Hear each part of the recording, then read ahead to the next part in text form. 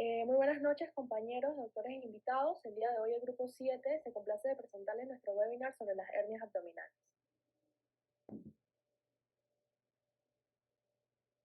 Siguiente.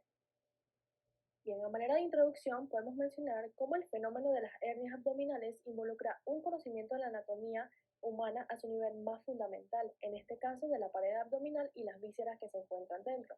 Existen varios tipos de hernias abdominales, pero por lo general ocurren cuando parte del intestino delgado, estómago peritoneo, atraviesa un espacio de esta pared, y la pared anatómica que protruye de la pared abdominal lo hace mediante un saco herniario. Este saco se va a poder observar y palpar al momento del examen físico, y así como hay varios tipos de hernias abdominales, existirán varios mecanismos que las lleguen a causar. Siguiente, por favor. Bien, hablando un poco sobre la epidemiología, sabemos que las hernias en la pared abdominal constituyen una de las más frecuentes entidades quirúrgicas debido a su alta incidencia. Sin embargo, a pesar de que es una patología con gran impacto, su incidencia real es ignorada. Se cree que aproximadamente el 5% de la población mundial es portadora de una hernia y que del 10 al 15% de la población llegará a ser portadora de algún tipo de hernia en algún momento de su vida. Hablando sobre su distribución de acuerdo al sexo, se ha visto que las hernias abdominales son 25 veces más común en hombres que en mujeres y el rango de edad suele ser entre los 30 y los 59 años. Siguiente, por favor. Bien, como mencioné anteriormente, la etiología va a depender del tipo de hernia abdominal o tipo de hernia que exista. Habrán diferentes mecanismos. Podemos mencionar en general primero las hernias causadas por enfermedades sistémicas que involucran alteraciones estructurales de colágeno, ya sean como síndromes de Marfan, osteogénesis imperfecta u otro de estos tipos de enfermedades. También se ha visto que la obesidad, la desnutrición, escorbuto y la edad avanzada son factores sumamente comunes e importantes que causan este tipo de hernias. También se ha visto que el aumento crónico y sostenido de la presión intraabdominal, ya sea en pacientes cirróticos, tosedores crónicos, ascíticos o pacientes con insuficiencia renal con diálisis peritoneal, son más propensos a desarrollar este tipo de hernias. Siguiente. Bueno, en cuanto a la fisiopatología, pues más que nada esta es dada por lo que es el debilitamiento de la fascia transversalis y lo que es un aumento de la presión abdominal. Importante para ellos son los músculos rectos. Ellos normalmente se mantienen cerca de la línea, se mantienen cerca mediante la línea alba, que es una estructura robusta y pues asegura un espacio adecuado durante los aumentos de presión abdominal y una función correcta durante lo que es la contracción. Condiciones como lo son el embarazo, la obesidad o el esfuerzo excesivo y sostenido del tiempo pueden condicionar a que la línea alba se adelgace y aumente lo que es su tamaño, sea grande. Esto conlleva una alteración anatómica microscópica y macroscópica de su fibra. Entonces, esta condición que se da lugar a un distanciamiento fisiológico de los músculos del recto se llama diástasis del recto abdominal o diástasis de los rectos. Esta diástasis, por lo tanto, es una laxitud fisiológica. Los músculos rectos del abdomen se ven afectados de manera secundaria, ya que ellos no se mantienen unidos en este caso y no pueden ejercer su función correcta y su contracción que permite ir en contra de estas fuerzas intraabdominales. Por lo tanto, cuando vemos estas diástasis o debilitamientos de esas paredes, podemos ver lo que es cuando se protruyen estas vísceras dentro de lo que es el área abdominal e inclusive se puede detectar lo que es el peristaltismo. También es muy importante recalcar que en los casos incisionales, cuando es un caso postquirúrgico, debido a la deficiencia de lo que son las suturas, puede darse una protrusión. Esta generalmente es durante el final de la primera semana, que justamente coincide con lo que es la fase inflamatoria, el apogeo de la fase inflamatoria y lo que es la lisis del colágeno. Y cuando esta deficiencia se da en todas las capas que fueron atravesadas por la incisión, entonces podemos ver una evisceración de estos órganos.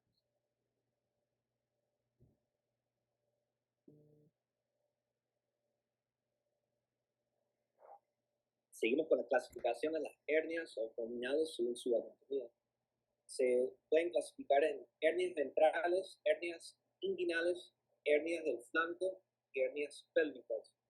Las ventrales consisten en hernias epigástricas, las hernias umbilicales, las hernias de Spiegel y luego de un procedimiento quirúrgico, las hernias incisionales.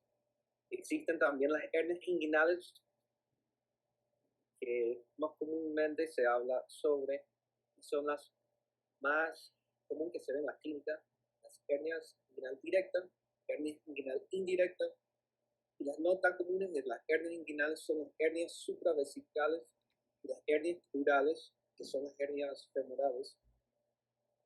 Hernias del flanco consisten en hernias del triángulo lumbar superior y del triángulo lumbar inferior.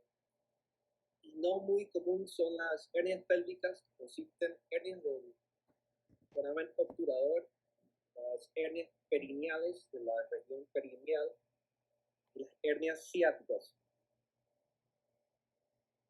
Podemos ver en imágenes las hernias epigástricas, las hernias ventrales, hernias umbilicales, y las hernias de Spiegel, de las zonas espigilianas, es la línea espigiliana con por debajo de la línea arcuatum, es un área muy débil.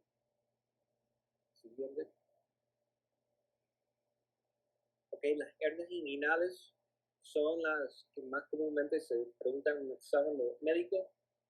Consisten en las hernias directas, que son mediales a la arteria y la vena epigástrica inferiores, y las hernias indirectas, que son lateralmente a estos vasos. Las hernias del flanco consisten, como mencioné, las del triángulo lumbar inferior y las del triángulo lumbar superior. Las hernias pélvicas, todas estas hernias es el fundamento anatómico o anatomía para entenderlas, su origen, porque se dan en los puntos débiles. En este caso, veamos el núcleo piriforme superior, están las hernias suprapiriformes, por debajo están las hernias infrapiriformes, y también se incluye la hernia de espino tuberosa, que es un ligamento espino tuberoso, donde se va por un punto débil, si hay obstrucción se da por esta área. Siguiente, por favor. Ok, las hernias congénitas se va a dar por más comúnmente la área umbilical, y las hernias adquiridas, que pueden ser las incisionales. En las hernias reducibles puede ser una masa sintomática o asintomática. Esta, el paciente al estar de cúbito, su tamaño puede disminuir. Al examen físico, la masa puede regresar a la cavidad peritoneal al aplicarle presión leve externamente. El tamaño también puede aumentar al sentarse, pararse o hacer el esfuerzo. En la no reducible criteria o encarcelada, como otras personas conocen, en el encarcelamiento crónico encontramos una masa no dolorosa o puede ser mínimamente dolorosa. En el encarcelamiento agudo, la masa puede ser dolorosa. Sin embargo, ni en el decúbito ni la presión externa pueden reducir significativamente el tamaño de la masa. En la hernia estrangulada, el dolor puede tener dolor agudo en el sitio de la hernia.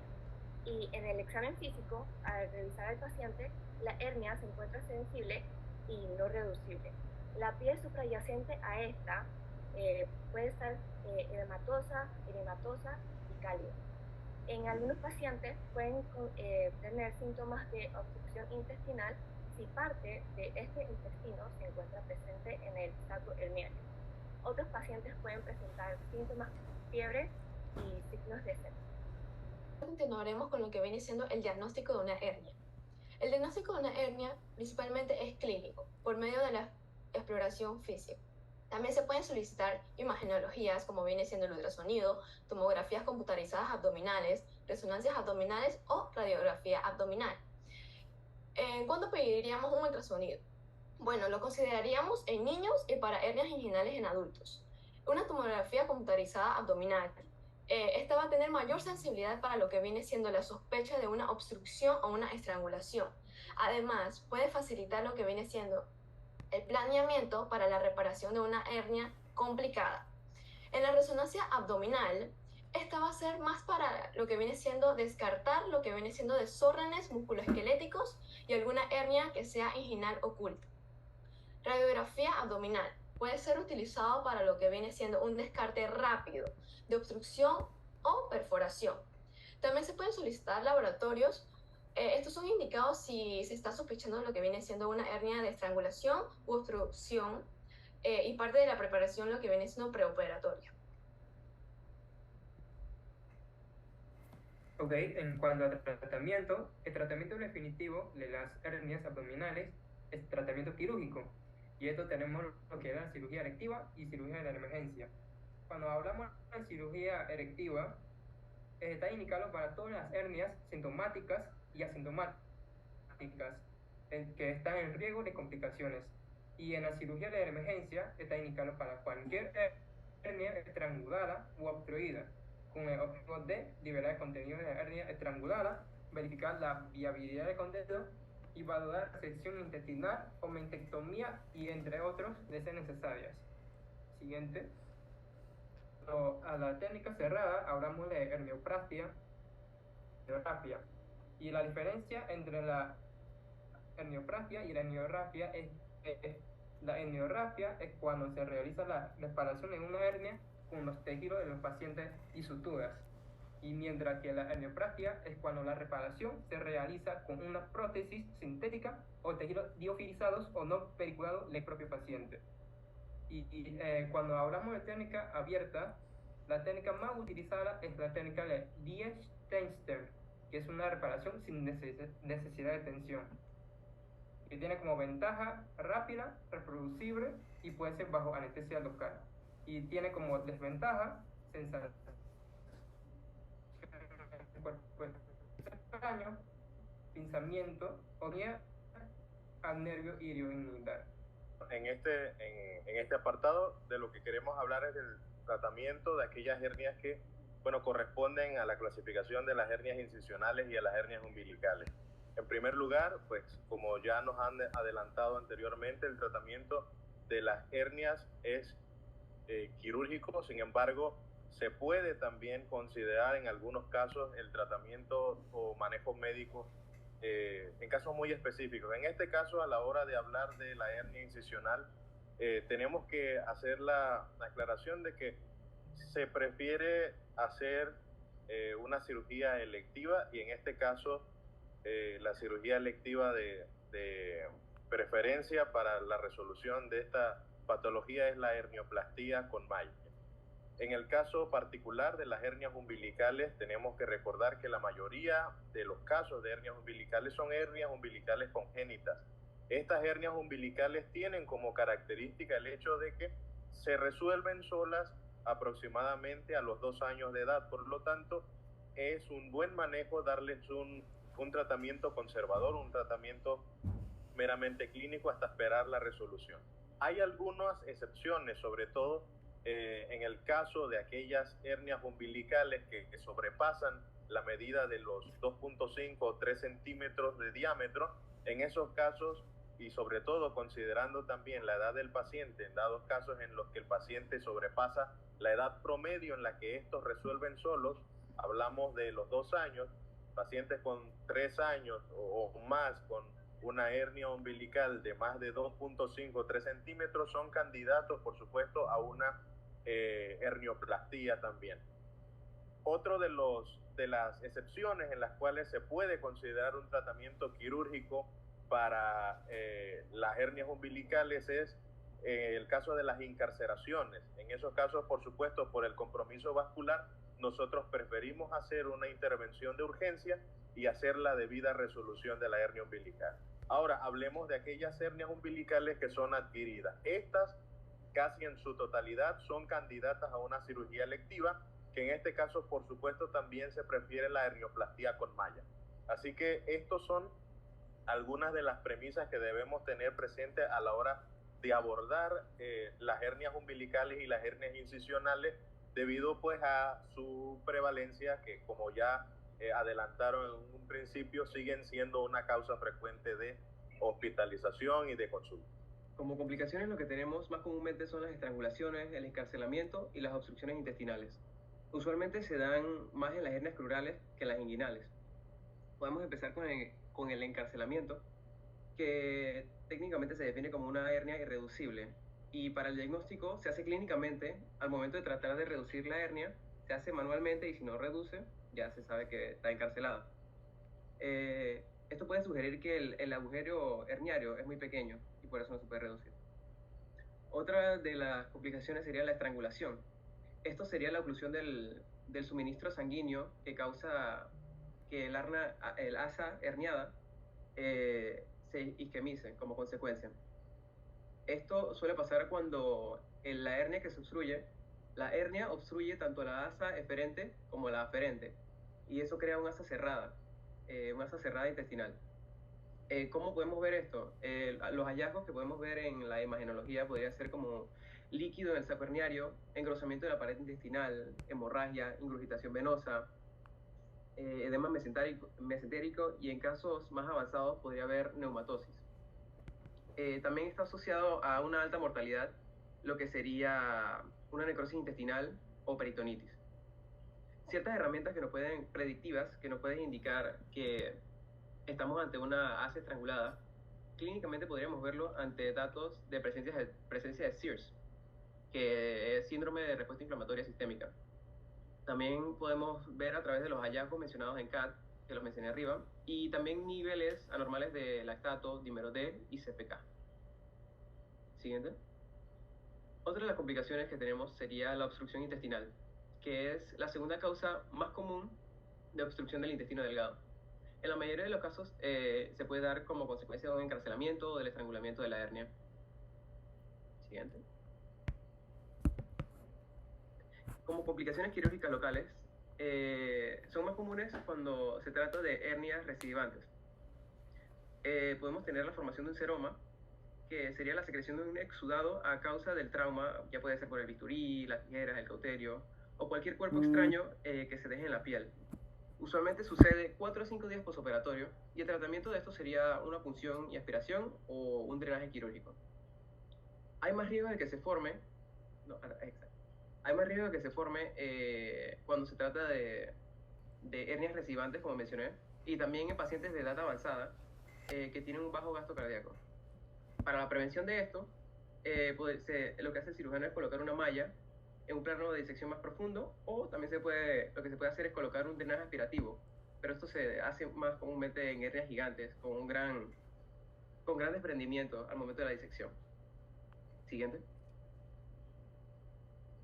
Otra de las complicaciones quirúrgicas locales tenemos el hidrocele, que se da en menos de 1% de los casos, y esto se da usualmente por la excesiva disección del cordón espermático, que se da al momento de obstruir lo que sería el drenaje venoso y linfático.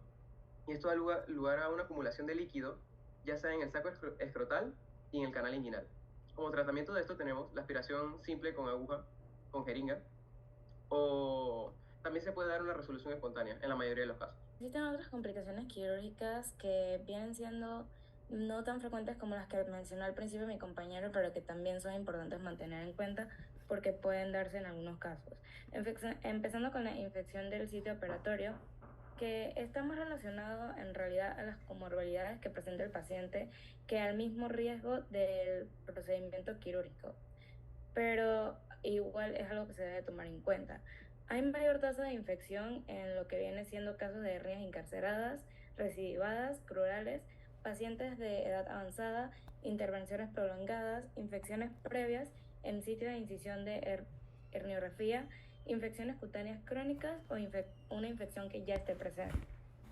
El tratamiento del sitio operatorio, supertura de la herida, un drenaje y una curación local, o si es una infección del sitio operatorio profunda, en donde se realiza la debridación de una antibiótico-terapia después de haber retirado la malla prostética. Siguiente. Existen varias complicaciones vasculares debido al trauma que se realiza por el procedimiento quirúrgico, en donde se pueden clasificar como hematomas superficiales, hematomas grandes y hematomas a tensión, aunque estos se verán normalmente localizados en el sitio quirúrgico. Siguiente. Lesiones en nervios, pues se puede lesionar por anatomía el nervio iliohipogástrico, el ilioinguinal y las ramas del nervio genitocrural. Hay dos tipos de lesiones en nervios. Está la neuralgia residual, que viene siendo la complicación más seria, y esta ocurre en los primeros días postoperatorios. La intensidad del dolor viene siendo proporcional a la extensión de la intervención y disminuye a medida que avanza la cicatrización. Por otro lado está el dolor crónico, cuya intensidad del dolor no se relacionará con la extensión de la intervención, sino que tiene síntomas asociados como cambios de humor y comportamiento. Usualmente las neuralgias post-herniografías desaparecen espontáneamente entre 4 a 6 semanas, a excepción de si existe un atrapamiento del nervio o la formación de un neuroma. Siguiente. Las recidivas. Las recidivas, su mayor frecuencia es en reparaciones abiertas, un 80%, más que en laparoscópicas, que viene siendo un 20% de probabilidad de que haya una recidiva. La frecuencia es más en hernias directas que indirectas, y sus factores de riesgo, el principal factor de riesgo viene siendo una cirugía de urgencia, pero otros a tomar en cuenta o existentes vienen siendo obesidad, infección profunda de la orina, hipertensión abdominal por grandes esfuerzos y personas inmunosuprimidas. También puedes ver las recidivas se pueden clasificar entre precoz y tardía, y la tardía está más relacionada a un déficit de la colagenización o a debilidad en las estructuras aponeuróticas, y como ya dije, en pacientes de edad avanzada, diabéticos e inmunosuprimidos. En cuanto al pronóstico, las hernias tienen la mayoría buen pronóstico. Los pacientes logran tener una recuperación completa, continuando con sus funciones normales, y pueden realizar actividad física. La estrangulación y la encarceración no son tan comunes, y al igual que en las hernias congénitas tampoco son tan comunes la encarceración. La mayoría, en el caso de las hernias congénitas, va a resolver espontáneamente, como ya dijimos, y se puede considerar el tratamiento quirúrgico cuando ya el paciente tiene más de 2 años y la hernia es muy grande. Las recidivas van a aumentar su porcentaje si el tratamiento es sin malla versus el tratamiento con malla, que más o menos la recidiva sería del 15%. Pero el pronóstico será bueno y los pacientes regresan a sus funciones completamente en la mayoría de los casos. Siguiente. Bien, a manera de conclusión, podemos mencionar cómo las hernias abdominales son bastante comunes y se clasifican dependiendo de su ubicación anatómica, las cuales pueden tener un cuadro clínico variable.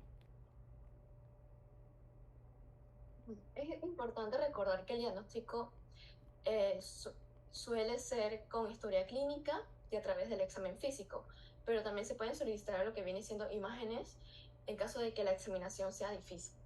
Hay que tener en cuenta que el tratamiento consiste en lo que es el monitoreo, pero si este es residual, la analgesia en caso de ser necesario, y pues lo que es el tratamiento definitivo, que es más que nada quirúrgico y con un pronóstico muy favorable.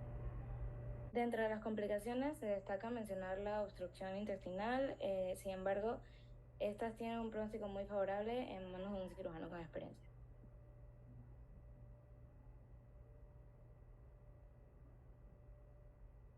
Estas son nuestras referencias, nuestras bibliografías. Muchas gracias.